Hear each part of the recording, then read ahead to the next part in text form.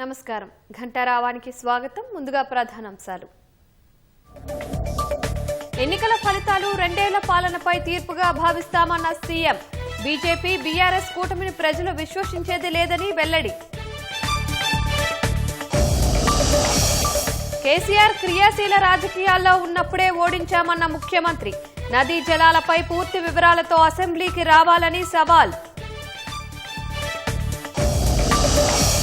Speaker నిర్ణయంపై BRS మాటలు అవగాహన రాహిత్యమన్న సీఎం సొంత ఎమ్మెల్యేలనే తమవారు కాదనటం హాస్యాస్పదమని ఎద్దేవా బీఆర్ఎస్ మద్దతుదారులను బెదిరించి పోటీలో లేకుండా చేశారని కేటీఆర్ ధ్వజం పంచాయతీ ఎన్నికల్లో కాంగ్రెస్ పై వ్యతిరేకత కనిపించిందన్న మహేశ్వర్ రెడ్డి భారత్ ఒమన్ మధ్య కుదిరిన స్వేచ్ఛ వాణిజ్య ఒప్పందం జౌళి వ్యవసాయ తోలు ఉత్పత్తులపై కుదిరిన అవగాహన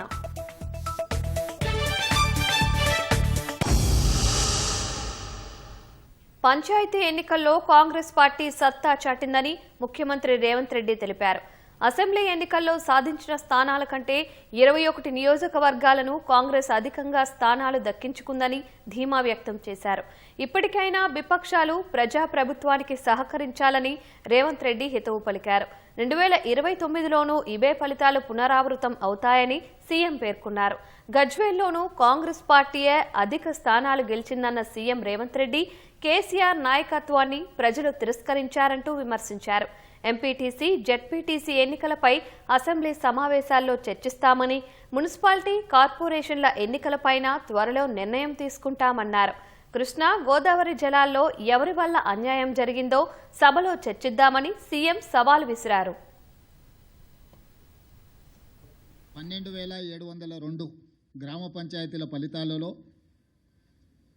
7,527 గ్రామ పంచాయతీలు కాంగ్రెస్ పార్టీ 808 కాంగ్రెస్ పార్టీకి సంబంధించిన రెబెల్స్ ఈ ఎన్నికలలో నెగ్గడం జరిగింది మొత్తానికి 8,335 గ్రామ పంచాయతీలు 66% ఫలితాలను కాంగ్రెస్ రెబెల్స్ ఈ ఎన్నికలలో మేము సాధించడం జరిగింది 94 శాసనసభ నియోజకవర్గాలలో స్థానిక సంస్థల ఎన్నికలు జరిగితే కాంగ్రెస్ పార్టీ 87 శాసనసభ నియోజకవర్గాలలో అత్యధిక స్థానాలను సాధించడం ద్వారా 2023 నాడు మేము సిపిఐ కలిసి సాధించిన 65-66 శాసనసభ నియోజకవర్గాలతో పోలిస్తే ఇప్పుడు ఇంకొక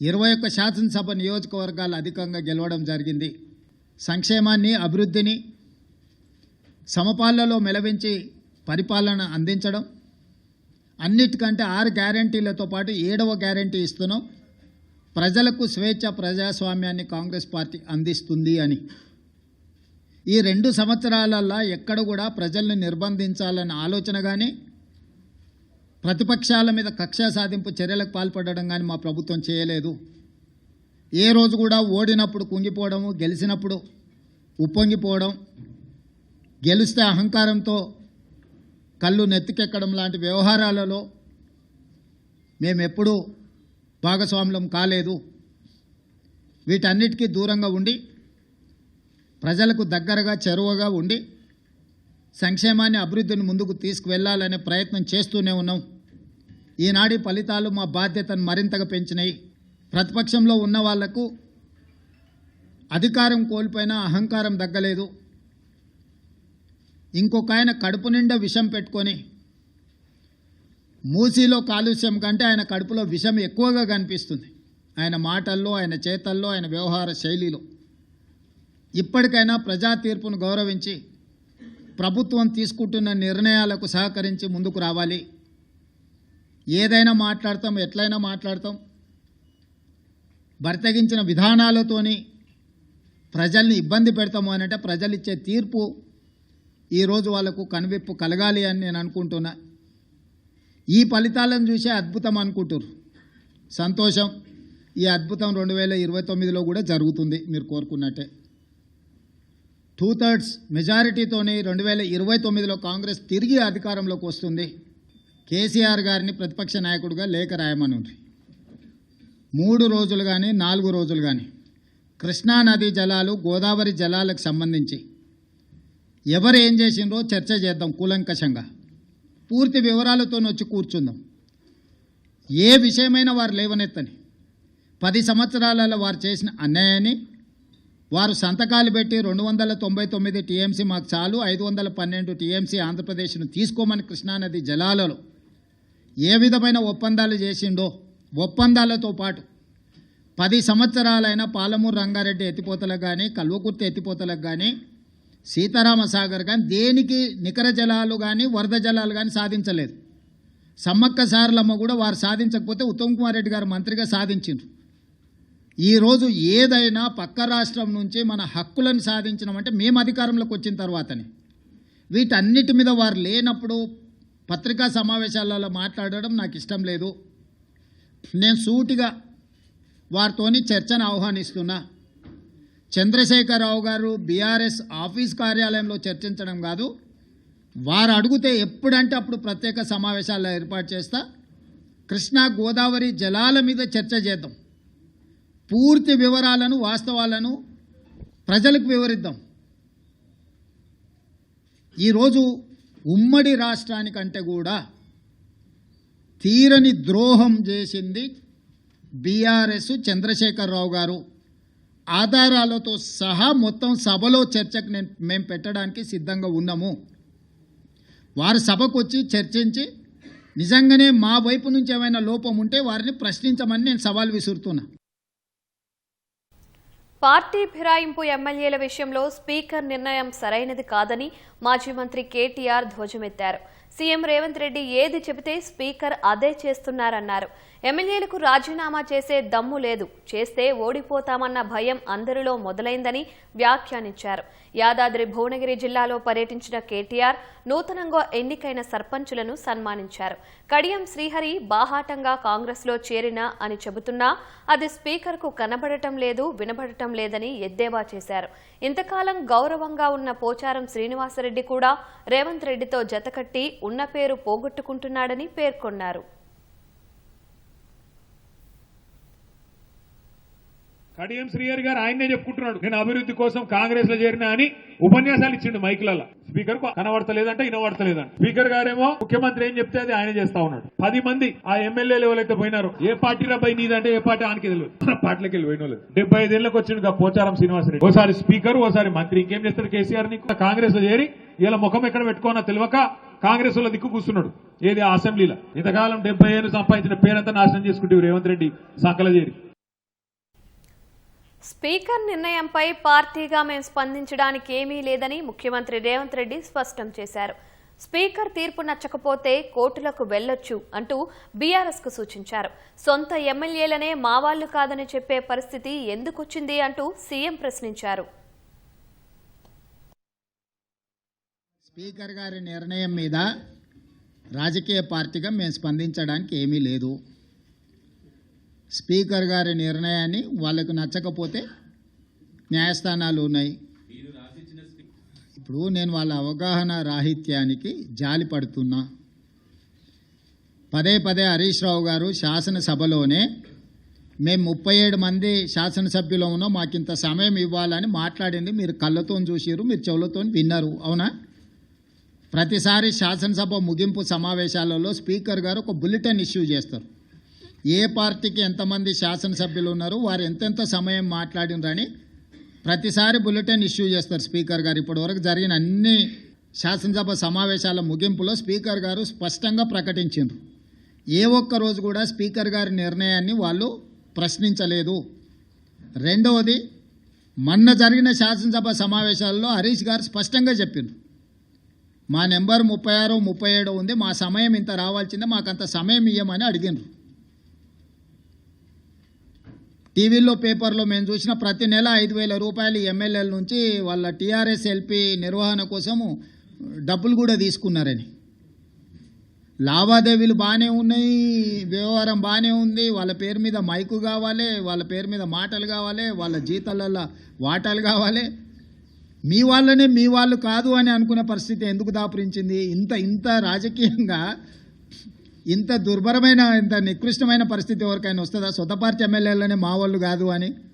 మనం గతంలో చూసినాం పిల్లల్ని నమ్ముకునేటోళ్ళను, సంతలాల్లో వచ్చి పిల్లల్ని నమ్ముకున్నారని, కనీసం వాళ్ళు పేదరికం ఉండని నమ్ముకున్నారు అనుకున్నాం. మరి ఇప్పుడు వీళ్ళ విచిత్రం ఏందో, మేము మీ పిల్లలమే, మేము మీ వాళ్ళమే అని వీళ్ళు అంటారు, మీరు మా వాళ్ళు కాదని వాళ్ళు అంటారు.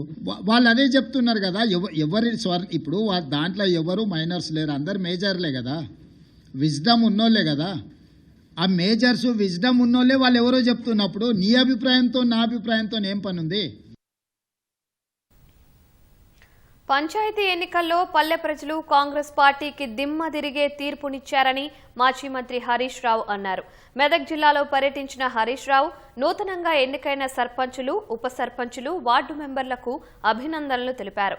గ్రామ పంచాయతీ ఎన్నికల్లో కాంగ్రెస్ నేతలు ఎన్ని దాడులు చేసినా భయపెట్టినా బీఆర్ఎస్ శ్రేణులు గట్టిగా ఎదుర్కొన్నారని తెలిపారు. రాష్ట్రంలో మళ్లీ కేసీఆర్ సీఎం కావాలనే కోరిక ప్రజల్లో బాగా ఉందని హరీష్ రావు పేర్కొన్నారు. పల్లె ప్రజలు ఇచ్చిన తీర్పుతో కాంగ్రెస్ పార్టీ ఎంపీటీసీ, జెడ్పీటీసీ ఎన్నికలు నిర్వహించే ధైర్యం చేయబోదని పేర్కొన్నారు. ఈ ఎన్నికల్లో అద్భుతమైన విజయాన్ని సాధించిన మా గౌరవ సర్పంచులు, ఉప సర్పంచులు, వార్డు మెంబర్లు, కష్టపడి వారిని గెలిపించినటువంటి బీఆర్ఎస్ కుటుంబ సభ్యులందరికీ నేను శిరస్సు వంచి అభినందనలు, ధన్యవాదాలు తెలియజేస్తా ఉన్నా. ఎందుకంటే ఇది మామూలు విజయం కాదు. రూలింగ్ పార్టీ సర్పంచులు 80-90% గెలుస్తుంది, అది కామన్. కానీ ఈసారి కాంగ్రెస్ అధికారంలో ఉంటే బీఆర్ఎస్ పార్టీ దాదాపు 35-40% సర్పంచులు గెలిచింది. అంటే ఇది దేనికి సంకేతం? రేవంత్ రెడ్డికి దిమ్మ జరిగే తీర్పిచ్చింది ఇలా తెలంగాణ పల్లె ప్రజలు. ఈ సర్పంచుల దెబ్బకు 4000 సర్పంచులు బీఆర్ఎస్ గెలిచినాక ఇంకా Revanth Reddy MPTC, ZPTC election పెట్టే ధైర్యం చేస్తాడని అయితే నేను అనుకుంటలేను. ఎంత పోతాడిగా పదవులు కొంతమందికే వస్తాయి. మీరు గెలిచిందంటే మీ మీద ఎంతో నమ్మకంతో ప్రజలు గెలిపించారు. ఆ నమ్మకాన్ని, ఆ బాధ్యతను మీరు కాపాడుకోండి. సీఎం రేవంత్ రెడ్డి సర్కార్పై ప్రజల్లో ఉన్న వ్యతిరేకత పంచాయతీ ఎన్నికల్లో స్పష్టమైందని బీజేపీ శాసనసభాపక్ష నేత ఏలేటి మహేశ్వర్ రెడ్డి వెల్లడించారు. రాష్ట్ర వ్యాప్తంగా అనేక చోట్ల ముక్కోనపు పోటీ నెలకొందన్నారు. నిర్మల్ జిల్లాలో 213 మంది బీజేపీ మద్దతుదారులు గెలిచారన్నారు. 11 ఏళ్లుగా కేంద్రం చేస్తున్న అభివృద్ధికి ప్రజలు మద్దతిచ్చారని తెలిపారు. నేతలంతా ఐక్యంగా పనిచేసి వచ్చే అసెంబ్లీ ఎన్నికల్లో అధికారంలోకి వస్తామని ఆశాభావం వ్యక్తం చేశారు. రేపు ఉదయం నిర్మల్ జిల్లాలో సర్పంచ్, ఉప సర్పంచ్, వార్డు సభ్యులకు సన్మానం చేస్తామని ఏలేటి మహేశ్వర్ రెడ్డి తెలిపారు. మిత్రులారా, గత 2 సంవత్సరాల నుంచి తెలంగాణ రాష్ట్రంలో కాంగ్రెస్ పార్టీ అనేకమైనటువంటి అవినీతి కార్యక్రమాలతో కూరుకుపోయి ఇచ్చిన హామీలు నెరవేర్చక 6 గ్యారెంటీలు తుంగలు తొక్కి 420 హామీల్ని గాలి కొదిలేసి ఈ రాష్ట్ర అభివృద్ధిని పూర్తిగా గాడి తప్పించి అవినీతిలో కూరుకుపోయినటువంటి కాంగ్రెస్ ప్రభుత్వం వ్యతిరేకతగా నిన్నటి తీర్పు కనబడతా ఉన్నది. మరి సింబలు లేవు కదా అని చెప్పేసి, అధికారం ఉంది కదా అని చెప్పేసి గెలిచిన సర్పంచుల్ని ఖాతాలో వేసుకున్న రేవంత్ రెడ్డి గారు నిజంగా మీకు చిత్తశుద్ధి ఉంటే ఇమీడియట్ గా ఎంపీటీసీ, జెడ్పీటీసీ ఎన్నికలు నిర్వహించాలా, మున్సిపల్ ఎన్నికలు నిర్వహించాలా. మరి ప్రజలకు కాంగ్రెస్ పార్టీ మీద ఉన్నటువంటి వ్యతిరేకత స్పష్టమవుతుంది. ఈరోజు పూర్తిగా కాంగ్రెస్ పార్టీ మీద 2 సంవత్సరాల్లోనే ఇంత వ్యతిరేకత కూడగట్టుకున్నటువంటి రేవంత్ రెడ్డి సర్కార్ ఇప్పటికైనా కళ్ళు తెరవాలని చెప్పి మేము కోరుతా ఉన్నాం. గుర్తేలేని పంచాయతీ ఎన్నికల్లో అధికార కాంగ్రెస్ పార్టీ, విపక్ష బీఆర్ఎస్ ఎవరికి ఎన్ని సీట్లు వచ్చాయని గొప్పలు చెప్పుకోవడం కాదు, ప్రజల బాగోగుల గురించి ఆలోచించాలని జన జాగృతి అధ్యక్షురాలు కల్వకుంట్ల కవిత తెలిపారు. భద్రాద్రి కొత్తగూడెం జిల్లా ఇల్లందులో జనం బాట కార్యక్రమంలో భాగంగా ఇల్లందుకు చేరుకున్న కవిత హజ్రత్ నాగోల్ మీరా దర్గాలో పూజలు నిర్వహించారు. భద్రాద్రి జిల్లాలో జనం బాట కార్యక్రమంలో భాగంగా అనేక సమస్యలు మా దృష్టికి వస్తున్నాయని, వాటిని అధికారులు ప్రభుత్వం దృష్టికి తీసుకువెళ్లి పరిష్కారాన్ని కృషి చేస్తాము అని చెప్పారు. ప్రభుత్వం 6 గ్యారంటీలు హామీలను విస్మరించిందని, పెన్షన్లు పెంచట్లేదని కవిత ఆక్షేపించారు.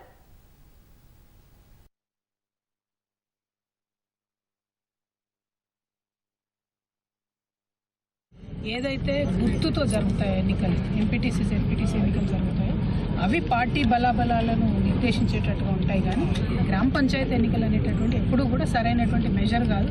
అయినప్పటికీ అధికార పక్షం ఒక పక్క, విపక్షం ఒక పక్క, ఇద్దరు కూడా మాకొచ్చాయి అని ఎగురుతున్న పరిస్థితి కనబడుతుంది. అల్టిమేట్గా నేను కోరేది ఒకటి, ఇన్ని రోజులు గ్రామాల్లో అభివృద్ధి ఎందుకు లేదంటే సర్పంచులు లేరు అన్నారు. ఇప్పుడు సర్పంచులు వచ్చారు. ఇప్పుడు అభివృద్ధి జరగకపోతే ప్రజలు తిరగబడే రోజు వచ్చింది. ఎందుకంటే ఆల్రెడీ 2 years అయిపోయింది. నిధులు లేవు, ఊర్లలో కనీసం మోరులు సాఫ్ చేసే వాళ్ళు లేరు, నల్లాలో నీళ్ళు రప్పితే పట్టించుకునే వాళ్ళు లేరు. కాబట్టి ఇప్పుడు సర్పంచులు వచ్చాకన్నా ఆ మౌలిక వసతులు ప్రభుత్వం ఊర్లలో కల్పించాలని చెప్పి నేను డిమాండ్ చేస్తున్నాను. రాష్ట్ర వ్యాప్తంగా పలు గ్రామాల్లో ఎస్ఆర్ఎస్పీ కాలువ సాగునీటి విడుదల జాప్యంపై రైతులు ఆందోళన వ్యక్తం చేస్తున్నారు. మహబూబాబాద్ జిల్లా తొర్రూరు వద్ద మొదలయ్యే ఎస్ఆర్ఎస్పీ DBM-60 ప్రధాన కాలువ ఖమ్మం జిల్లాలోని తిరుమలాయపాలెం, కూసుమంచి మండలాలకు వెళ్తుంది. ఈ కాలువ ద్వారా ఈ 2 జిల్లాల్లో సుమారుగా 32,000 ఎకరాలకు జలాలు అందుతాయి. ఆయకట్ట రైతులు ఇప్పటికే నార్లు పోసుకున్నారు. ఈ క్రమంలో నీటిని విడుదల చేయకపోవడంతో మెట్ట పంటలకు సాగునీటి సమస్య వెంటాడుతుందని రైతులు వాపోతున్నారు. నార్లు పోసుకున్నాం, 10 నుంచి 15 రోజులు దాటింది. పొలాలు దున్నడానికి నీటి వసతి ప్రస్తుతం చాలా అవసరం. కాబట్టి తొందరగా ఎస్ఆర్ఎస్పీ కెనాల్ వాటర్ రిలీజ్ చేస్తే మాకు రైతులకు వెసులుబాటుగా ఉంటది, పొలాలు దున్నుకోవడం తేలిగ్గా ఉంటది. కాబట్టి అధికారులు తొందరగా నీటిని విడుదల చేయగలరని రేపోని గ్రామ రైతులందరి తరఫున కోరడం జరిగింది. మాకు నీళ్ళు వస్తేనే అవకాశం పొలం దున్ననిగా, మాకు బాగా ఆధారం ఉంది, బోర్ లేదేం లేదు. ఈ నీళ్ళు వస్తేనే మాకు పంట పండుతుంది. మేము ఇప్పుడు పొలం దున్నుకోవాలి, మాకు నీళ్లు లేవు. కాసేపు దయచేసి నీళ్లు వదలాలి. కాలువ రాకపోవడం వల్ల నారుమల్లు గాని మేము దున్నిన పొలాలు గాని ఎండిపోతున్నాయి. తక్షణమే కాలువలో నీళ్లు వదిలి మా రైతుల కష్టాలు తీర్చాలని ప్రభుత్వాన్ని విన్నపిస్తున్నాం. జగిత్యాల జిల్లా మెట్పల్లిలోని ప్రభుత్వ పాఠశాలలో విద్యార్థులకు ఉపాధ్యాయులు వ్యవసాయంపై అవగాహన కల్పిస్తున్నారు. పాఠశాల వెనకనున్న ఖాళీ స్థలంలో కిచెన్ గార్డెన్ నిర్వహిస్తూ రకరకాల కూరగాయలను పండిస్తున్నారు. సహజ సిద్ధమైన కూరగాయలను సాగు చేస్తూ సేంద్రియ ఎరువుల వినియోగాన్ని పెంచేలా కృషి చేస్తున్నారు. విద్యార్థులు పండించిన కూరగాయలను మధ్యాహ్న భోజనానికి వినియోగిస్తున్నట్లు పాఠశాల ప్రధానోపాధ్యాయుడు వేణుగోపాల్ తెలిపారు. పొద్దున నీళ్లు పోస్తే గడ్డి తీసేస్తా, సాయంత్రం నీళ్లు పోస్తే గడ్డి తీస్తా. నేను మిరపకాయ చెట్టు పెట్టాను. నేను రోజు పొద్దున్న సాయంత్రం నీళ్లు పోస్తాను. ఏమన్నా గడ్డి ఉంటే పీకేస్తాను. ఖాళీ సమయం దొరికినప్పుడు గార్డెన్లకు వచ్చి కూరగాయలు పెంచుతున్నాము. చదువుతో పాటు విద్యార్థుల్లో ఒక కాన్సెప్ట్ డెవలప్ చేయడానికి మొక్కలు పెంపకం, కూరగాయల సాగు ఏ విధంగా అవుతుంది, మన రసాయనాలు లేకుండా కూరగాయలను ఏ విధంగా సాగు చేయాలి, సేంద్రియ ఎరువుల ద్వారా మనం కూరగాయలు ఎలా పండించాలి, దీంతో ఆరోగ్యం ఎలా మెరుగుపడుతుంది, మన కూరగాయలు మనం పండించుకుంటే ఎన్నో లాభాలు ఉన్నాయని చెప్పి విద్యార్థుల్లో ఒక భావనను డెవలప్ చేయడానికి మేము కిచెన్ గార్డెన్ను డెవలప్ చేస్తున్నాం. వికారాబాద్ జిల్లా తాండూరు పట్టణంలోని సాయిపూర్లో దారుణం జరిగింది. ప్రేమ వివాహం చేసుకున్న అనూషను భర్త, అత్తమామలు కొట్టి చంపారని అనూష బంధువులు ఆరోపిస్తున్నారు. 8 నెలల కిందట అనూష, పరమేష్లు ప్రేమ వివాహం చేసుకున్నారు. పలుమార్లు వరకట్నం తీసుకురావాలని పరమేష్ తల్లిదండ్రులు వేధించారని ఆరోపిస్తున్నారు. ఈ క్రమంలో ఆమెపై దాడి చేయడం వల్లే తీవ్ర గాయాలతో చనిపోయిందని అనూష సోదరుడు ఆవేదన వ్యక్తం చేస్తున్నారు. అనూష చనిపోవడంతో భర్త పరమేష్, అతని తల్లిదండ్రులు లాలమ్మ, మొగులప్ప పరారీలో ఉన్నారు. మా ఇంటికి వచ్చింది 3 రోజులు ఉన్నాయి. ఇంతకుముందు కొట్టినట్టే 3 నెలలు ఇంట్లో, మళ్ళీ పొద్దున హాస్పిటల్ మనం ఇంటికి తోలుకోతున్నాము. మధ్యలో వచ్చి వాళ్ళ మొగాడు వచ్చి మధ్యలో వచ్చి చూపిస్తున్నాడు, నా పిల్లలు నేను తోలుకోతా అని గుంజుకొని ఆటోలోకి గుంజుకొని హాస్పిటల్కి తోలుకోండి. 7 రోజులు మాకు తెలియదు. ఇంటికి తోలుకోయినాక ఇలా మేము వాళ్ళ గల్లీలోకి వస్తే వాళ్ళ గల్లీలో చెప్పారు. 7:30 అంటే సంపాద హాస్పిటల్ అని చెప్పారు. హాస్పిటల్ కడుకుని ఇట్లా చచ్చిపోయారని చెప్పారు. కారణాలు వాళ్ళ ఇంట్లో పంచాయతీ లేకుండా వాళ్ళ అమ్మకు వాళ్ళకు పట్టదంట. అంటే లవ్ మ్యారేజ్ చేసుకోరు, వాళ్ళ ఇంట్లో ఇష్టం ఉందో లేదో మాకు కూడా తెలియదు. 3 రోజుల కింద కొట్టినప్పుడు మోకా చేతులు అన్ని బరకపోయినాయంట. అవి కొట్టినాక మళ్ళీ మేము బస్సులు తోలుకోతే మళ్ళీ నా పెళ్ళకి నేను చూపిస్తాను. తోలుకొని పోయినాక మళ్ళీ అవి మాట్లాడి ఇప్పుడు ఇంటికి తోలుకొని ఇంట్లో సంపేరు ఏం చేసి వచ్చి వరకు సంపద హాస్పిటల్లో నా పిల్ల మార్చలేదు, చనిపోయి ఉన్నారు. భారత్, ఒమన్ మధ్య స్వేచ్ఛా వాణిజ్య ఒప్పందం కుదిరింది. మస్కట్లో ప్రధాని నరేంద్ర మోదీ సమక్షంలో కేంద్ర వాణిజ్య పరిశ్రమల శాఖ మంత్రి పీయూష్ గోయల్, ఒమన్ వాణిజ్య పరిశ్రమల శాఖ మంత్రి ఖైస్ బిన్ మహమ్మద్ ఈ ఒప్పందంపై సంతకాలు చేశారు. ఈ స్వేచ్ఛా వాణిజ్య ఒప్పందంలో భాగంగా వస్త్రాలు, వ్యవసాయ, తోలు ఉత్పత్తులు, రత్నాలు, ఆభరణాలు సహా 98% పైగా భారత ఎగుమతులపై ఒమన్లో సుంకాలు ఉండవు. మరోవైపు ఖర్జూరాలు, పాలరాయి, పెట్రోకెమికల్ వంటి ఒమన్ ఉత్పత్తులపై భారత్ సుంకాలను తగ్గిస్తుంది. ఈ ఒప్పందం వచ్చే క్యాలెండర్ సంవత్సరం మొదటి త్రైమాసికం నుంచి అమల్లోకి వస్తుందని భావిస్తున్నారు. కొన్ని నెలల కింద యూకేతో భారత్ స్వేచ్ఛా వాణిజ్య ఒప్పందం కుదుర్చుకుంది. మరోవైపు ప్రధాని నరేంద్ర మోదీకి ఒమన్ అత్యున్నత పురస్కారం దక్కింది. ద్వైపాక్షిక సంబంధాలను బలోపేతం చేయడంలో ప్రధాని మోదీ కృషికి గాను ఆర్డర్ ఆఫ్ ఒమన్ అవార్డు వరించింది. ఒమన్ సుల్తాన్ హైతమ్ బిన్ తారిక్ సుల్తానేట్ ఈ పురస్కారాన్ని ప్రదానం చేశారు. ఈ అవార్డుతో మోదీకి ఇప్పటి వరకు 29 అత్యున్నత పౌర పురస్కారాలు దక్కాయి. ఇంతకుముందు ఇథియోపియా పర్యటనలో ఆ దేశం నిషాన్ ఆఫ్ ఇథియోపియా ఇచ్చింది.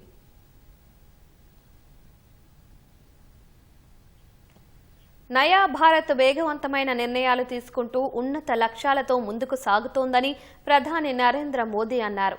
నిర్దేశిత కాల పరిమితిలో అనుకున్న ఫలితాలు సాధిస్తోందని పేర్కొన్నారు.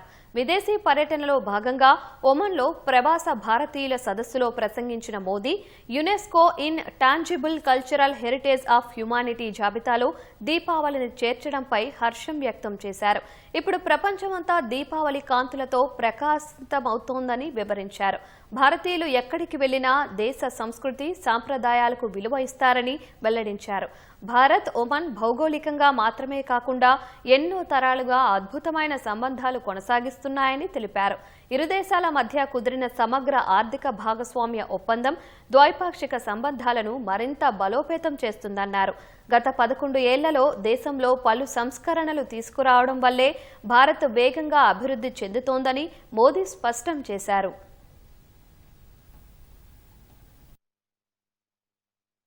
आपको शायद पता होगा, यूनेस्को ने दिवाली को इनटेजिबल कल्चरल हेरिटेज ऑफ ह्यूमैनिटी में शामिल किया है. अब दिवाली का दिया हमारे घर को ही नहीं, पूरी दुनिया को रोशन करेगा. ये दुनिया भर में बसे प्रत्येक भारतीय के लिए गर्व का विषय है. हमारे लिए हर दिन एक नया रंग लेकर के आता है. हर मौसम एक नया उत्सव बन जाता है. यही कारण है कि हम भारतीय कहीं भी जाए, कहीं भी रहे, हम डायवर्सिटी का सम्मान करते हैं. ओमान में भी मैं आज यही होते हुए अपने आंखों के सामने देख रहा हूं. అమెరికా తీసుకొచ్చిన కొత్త సోషల్ మీడియా బెట్టింగ్ పాలసీతో భారత్ H1B దరఖాస్తులపై ప్రభావం పడుతోంది. ఈ విధానం వల్ల వీసా కోసం దరఖాస్తుదారులు వచ్చే ఏడాది అక్టోబర్ దాకా ఎదురు చూడాల్సిన పరిస్థితి తలెత్తింది. చాలా మంది దరఖాస్తుదారుల వీసా అపాయింట్మెంట్లు 2026 అక్టోబర్ నెలాఖరు వరకు వాయిదా పడినట్లు అంతర్జాతీయ మీడియా కథనాలు వెల్లడించాయి. డిసెంబరు, జనవరిలో జరగాల్సిన H1B, H4 వీసా ఇంటర్వ్యూలను వచ్చే ఏడాది ఫిబ్రవరి, మార్చికి రీషెడ్యూల్ చేసినట్లు ఇటీవల అమెరికా ఎంబసీ అధికారులు వెల్లడించారు. తాజాగా ఈ ప్రక్రియ మరింత ఆలస్యమవుతున్నట్లు తెలుస్తోంది. వీసా దరఖాస్తుదారుల సోషల్ మీడియా ఖాతాలను క్షుణ్ణంగా స్క్రీనింగ్ చేసేందుకు అదనపు సమయం పడుతోందని, అందువల్లే ఇంటర్వ్యూలను వాయిదా వేస్తున్నట్లు అమెరికా అధికారులు చెబుతున్నారు. దీంతో దరఖాస్తుదారుల పరిస్థితి గందరగోళంలో పడింది. ఇప్పటికే అమెరికాలో ఉద్యోగాలు సాధించి ప్రయాణాల కోసం టికెట్లు బుక్ చేసుకున్న వారు ఇబ్బందులు పడుతున్నారు. డిసెంబర్ 15వ తేదీ నుంచి H1B, H4 వీసాల దరఖాస్తుదారులకు సోషల్ మీడియా బెట్టింగ్ ను అమెరికా ప్రారంభించింది. భద్రతా పరిస్థితుల దృష్ట్యా బంగ్లాదేశ్లోని రాజ్షాహి ఖుల్నాలో ఉన్న 2 వీసా దరఖాస్తు కేంద్రాలను ఇవాళ భారత్ మూసివేసింది. ఈ మేరకు IBAC వెబ్సైట్లో ఒక అధికారిక ప్రకటన విడుదల చేసింది. స్లాట్లను బుక్ చేసుకున్న దరఖాస్తుదారులందరికీ తర్వాతి తేదీల్లో స్లాట్లు కేటాయిస్తామని పేర్కొంది. బంగ్లాదేశ్లోని భారత దౌత్య కార్యాలయానికి బెదిరింపుల అంశంపై భారత్ ఇప్పటికే బంగ్లాదేశ్ హై కమిషనర్ రిజాజ్ హమీదుల్లాకు సమన్లు జారీ చేయగా తాజాగా 2 వీసా కేంద్రాలను మూసివేసింది. మరోవైపు బంగ్లాదేశ్లో తాజా పరిస్థితిపై ఆ దేశ మాజీ ప్రధాని షేక్ హసీనా కుమారుడు సాజిబ్ వాజేద్ ఆందోళన వ్యక్తం చేశారు. బంగ్లాలో రాజకీయ సంక్షోభం భారత్కు పెద్ద ముప్పు అని వ్యాఖ్యానించారు. జమాతే ఇస్లామీ వంటి ఇతర ఇస్లామిక్ పార్టీలకు బంగ్లాదేశ్లోని తాత్కాలిక ప్రభుత్వం అనుకూలంగా వ్యవహరిస్తూ ప్రజాస్వామ్య విలువలను కాలరాస్తోందని ఆరోపించారు.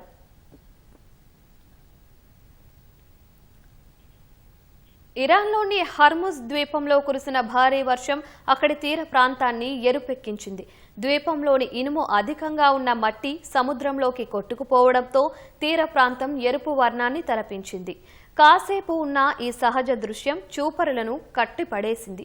హర్ముజ్ ద్వీపం ఎర్రటి ఇసుక శిఖరాలకు ప్రసిద్ధి చెందింది. ఇనుము ఆక్సైడ్ అధిక సాంద్రత వల్ల ఏర్పడ్డాయి. ఇవి ఏమాత్రం హానికరం కావని అధికారులు స్పష్టం చేశారు.